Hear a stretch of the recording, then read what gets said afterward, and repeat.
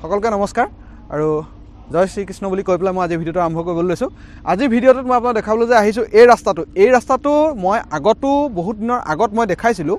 তেতিয়া এই ৰাস্তাটোৰ কাম ইমান হোৱা নাছিল আৰু এতিয়া কিমান কাম হৈছে সেই বস্তুটো আপোনালোকে চাওক। যিহেতু এই ৰাস্তাটো যেতিয়া হৈ যাব আমাৰ ইয়াৰ পৰা লখিমপুৰ, গুৱাহাটী, তেজপুৰটো যাবলৈতো সুবিধা হ'বই, যিহেতু যাতায়াতৰ এটা সুপথ আমাৰ বাবে উপলব্ধ হ'ব। যিহেতু বৰ্তমানো যোৰহাট মাজুলী সংযোগী দলঙৰ কাম আৰম্ভ হোৱা নাই, আপোনালোকে গম পায়।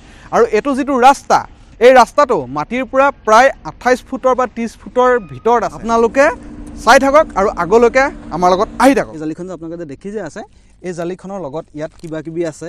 তলৰ পৰা দেখিলে এনেকুৱা লাগে যে ঘাঁহ বন দিছে, কিন্তু ঘাঁহ বন নহয়। এইখনৰ ভিতৰত আছে এয়া নাৰিকলৰ চুবা। এইখিনি হৈছে নাৰিকলৰ চুবা চাওক আপোনালোকে। আৰু ইয়াত এইটো কিবা আমাৰ এই পুঠি মাছৰ জাল যে এক আঙুলীয়া জালো আছে, ৰদো দিছে দেখিছে নাই মাজত।